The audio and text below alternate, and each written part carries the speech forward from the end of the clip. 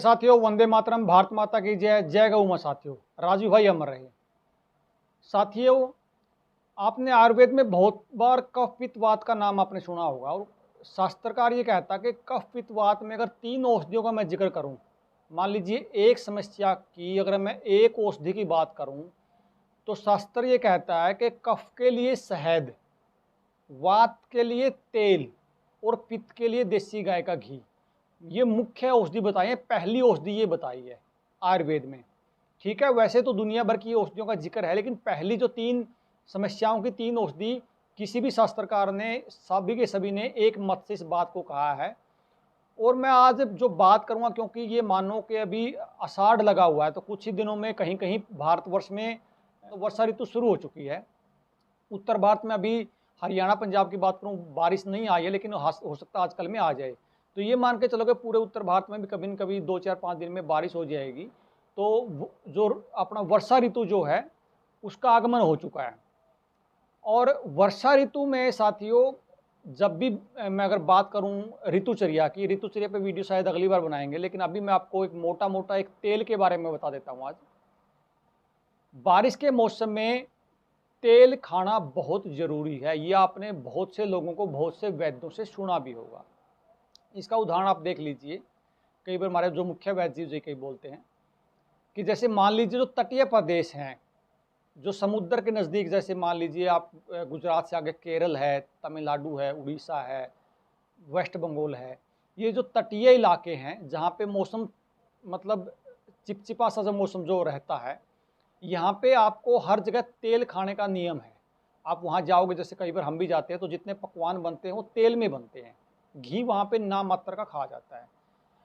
तो वो जो मौसम है अभी, जो वर्षा ऋतु जो हुआ है, ये मानना कि इसमें जो सारे पकवान बनेंगे वो तेल के बनेंगे। और कहीं न कहीं जो घी खाना है वो निषेध भी बताया है। दूध भी बहुत अच्छा नहीं बताया वर्षा ऋतु में, और घी भी खाना लगभग बहुत सारे शास्त्रकार मना करते हैं। तो तेल खाने का मौसम जो है, क्योंकि आपने बहुत बार देखा भी होगा कि जैसे ही मतलब बारिश होती है पुराने टाइम में, तो कहीं न कहीं गुलगुले है, सुहाली है, जो तेल के पकवान हैं वो बहुत सारे उतार के घर पे बना के खाते भी हैं, और अपने बहन बेटियों के भी एक रिवाज रहा है, कोथली का जो बोलते हैं हरियाणा में, वो पहुँचाते भी हैं। तो एक तेल खाने का जो रिवाज जो जोड़ा था सनातन धर्म में, वो कोई ये नहीं था कि मतलब जी ऐसे ही कोई, वो एक साइंटिफिक ये था कि इस मौसम में तेल खाएंगे तो वात के रोग नहीं आएंगे। क्योंकि वर्षा ऋतु में जब कुपित जो होता है वो वात ही कुपित होता है। तो वात कुपित ना हो, इससे बचने के लिए पहले ऋषि मुनियों ने हमें ये बताया कि इस मौसम में तेल खाना है। और कई शास्त्रकार तो ये भी कहते हैं कि जो सुबह की जो दिनचर्या है, आप भले ही भोजन बंद कर दीजिए, लेकिन सुबह तेल की मालिश आपने बहुत ज़रूरी बताई करने के लिए, नहाने से पहले। अब इसी में मैं जिक्र करूं, तो जो तेल जो शब्द है वो तिल से बना है। और जहां भी तेल की बात आएगी, अगर सिर्फ तेल लिखा है तो मान के चलना कि तिल का तेल। वैसे तो तिल के तेल की जो तिल के तेल की जो मालिश है बहुत गजब इस ऋतु में बताई सुबह नहाने से पहले। लेकिन मैं एक और तेल की बात करूं, तो एक महानारायण तेल का आपने नाम सुना होगा, बहुत बार सुना होगा। महानारायण तेल कोई भी कभी वात के रोगों में या इस तरह के रोगों में बहुत बार महानारायण तेल का आपने जिक्र सुना होगा। मैं महानारायण तेल के आपको एक बार फायदे बताता हूँ कि शास्त्रकार आयुर्वेद महानारायण तेल किस किस चीज़ में काम आता। साथियों, ऐसी ऐसी चीज़ें ऋषि मुनियों ने हमें दी हैं, बस ये है कि वो शुद्ध बनी हो या आप अपने घर पे बना सकते हो। उसके फ़ायदे क्या क्या फ़ायदे उसके आप सोच नहीं सकते। एक अकेले महानारायण तेल के क्या क्या फ़ायदे हो सकते हैं, खासकर इस ऋतु में, तो बहुत ज़रूरी है उसकी मालिश करनी। मैं आपको एक बार रिपीट कर देता हूँ। महानारायण तेल के मालिश से सबसे पहला जो फ़ायदा बताया कि इस तेल की मालिश करने से पसीने की दुर्गंध नष्ट होती है। जो जिन साथियों को, जिन बहनों को, जिन भाइयों को पसीने की दुर्गंध की समस्या हो, वो इस महानारायण तेल की मालिश करके टोटल मतलब उस बीमारी को ही ख़त्म कर सकता है। अपने शरीर में जो दुर्गंध है इसको परमानेंटली ख़त्म कर सकता है।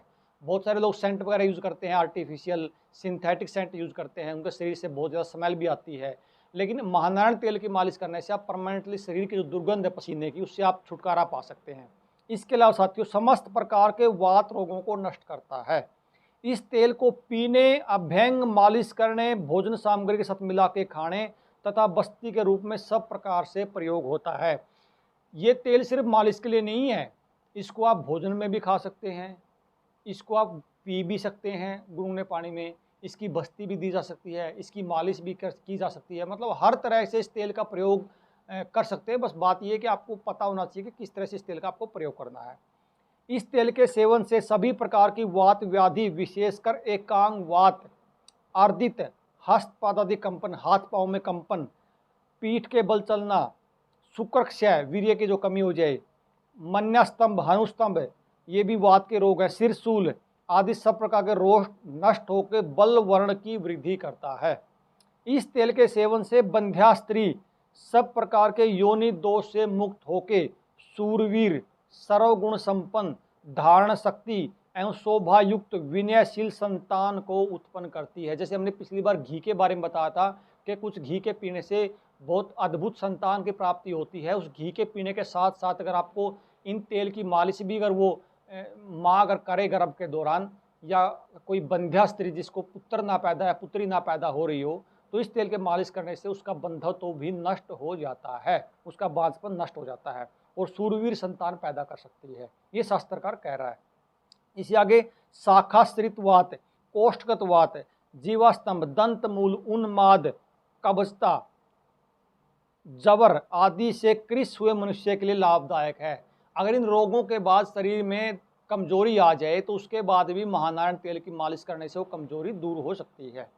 इस तेल के प्रभाव से मनुष्य लक्ष्मीवान, स्त्री प्रियता, शरीर की प्रकृष्टता आदि से युक्त होता है, वृद्धावस्था से मुक्त होकर संपन्न शक्ति हो चिरकाल तक जीवित रहता है।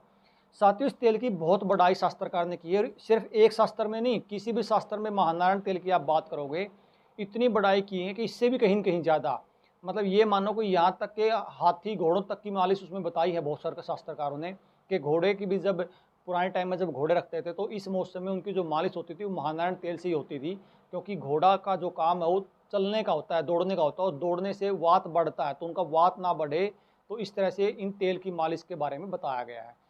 और मैं अभी पीने के लिए या बस्ती के लिए तो आपको नहीं बता पाऊंगा, क्योंकि ये तो वीडियो में संभव नहीं है, क्योंकि वो रोग देख के बात करनी पड़ती है। अभी के लिए मैं सिर्फ आपको मालिश के लिए मैं आपको बताऊंगा कि इस मौसम में सामान्य व्यक्ति भी जिसको वात नहीं बढ़ने देना अपने सिर, क्योंकि वात कुपित होगा वर्षा ऋतु में, तो सुबह खाली पेट आप महानारायण तेल की मालिश करने के 1 घंटे बाद गुनगुने पानी से नहा सकते हैं। इससे आपका जो हम ये जो बार बार जो कहते हैं कि आयुर्वेद जो है 2 चीज़ों पे काम करता है, स्वस्थ के स्वास्थ्य की रक्षा करना और रोगी को पुनः स्थिति में लेके आना।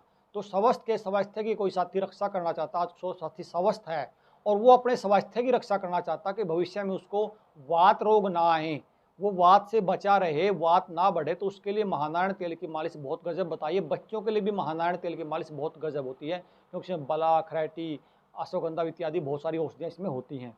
अब इसमें जिन साथियों लगता है जी हमें घर पे बनाना है, तो उसके लिए मैं बता देता हूँ, आप एक बार इसको सुन लीजिए। इसमें औषधि क्या क्या डलती हैं।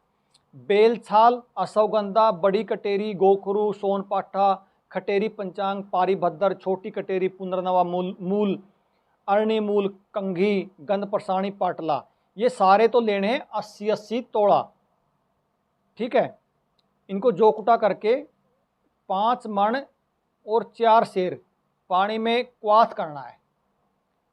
जब लगभग 50 किलो पानी रह जाए तो आपने काढ़ा बना लेना है, ठीक है। फिर इसमें मूर्छित जो तिल तेल है वो 12 लीटर डालना है।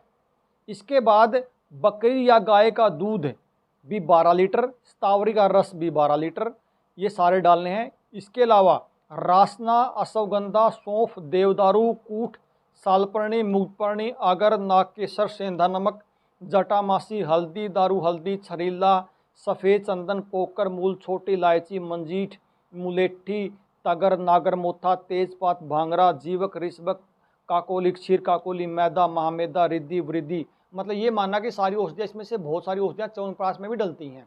तो बहुत अद्भुत तेल है ये, और इसमें जो औषधियाँ डलती हैं वो बहुत गजब की डलती हैं। सुगंध बाला, बत्स, पलाश मूल, गठीवन, पुनर्नवा मूल, चोर पुष्पी, ये सारे जो आपने लेने हैं 8-8 तोड़ा लेने हैं, इनका कलक चटनी बना लेनी है। फिर सभी द्रव्यों को कढ़ाई में डाल के तेल पाक विधि से पाक कर लेना है। जो क्वाथ में आपने जो पानी है वो धीरे धीरे मंद अग्नि पे, इसको ये मानना कि इसको पकड़ने में कम से कम 6 दिन का समय चाहिए, 5 से 6 दिन का। धीरे धीरे मंद अग्नि पे आपने क्वाथ जलता जाएगा, तेल में जलता जाएगा जलता जाएगा। जब लास्ट में तेल तेल रह जाए तो आपने उसको छान लेना है और छान के उपयोग करना है। तो साथियों, जिन साथियों लगता है कि मैं घर पे बना सकता हूँ, तो कोई बड़ा काम नहीं है, आप घर पे बना सकते हैं। लेकिन इसमें जो मेन चीज़ ध्यान रखना आप, इसमें जो तेल है तिल का, ये सबसे मेन घटक है। इसमें कोई लापरवाही ना हो जाए, ये कहीं बाजार से लेके आप भले ही कितनी अच्छी औषधि डाल लेना, अगर तिल का तेल आपको शुद्ध नहीं मिला तो ये सारी चीज़ फेल हो जाएगी। आपने तिल का तेल शुद्ध कोशिश तो करना कि कच्ची घानी का मिले, वो तिल का तेल आपने लेना है, उसके उसके बाद ही अपने पूरा प्रोसेस शुरू करना है। तो साथियों ये महानारायण तेल जो है ये बहुत अद्भुत औषधि है, मैंने भी बहुत बार इसका प्रयोग किया है वर्षा ऋतु में।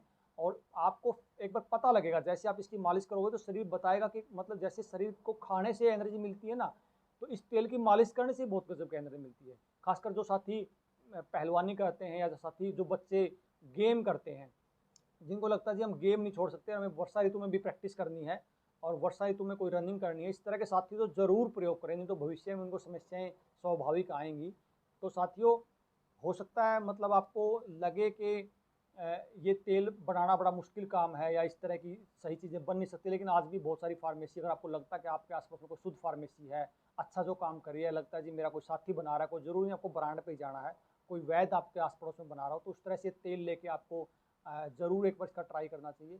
तो साथियों, आशा आपको ये वीडियो पसंद आई होगी, और पसंद आए तो आप इस वीडियो को कम से कम अपने आसपास के साथियों में, अपने रिश्तेदारी में, अपने जिसको ज़रूर तो इस तरह की समस्या हो किसके पास, तो उसके पास ज़रूर भेजें। नमस्ते साथियों, वंदे मातरम, भारत माता की जय, जय गौ माता।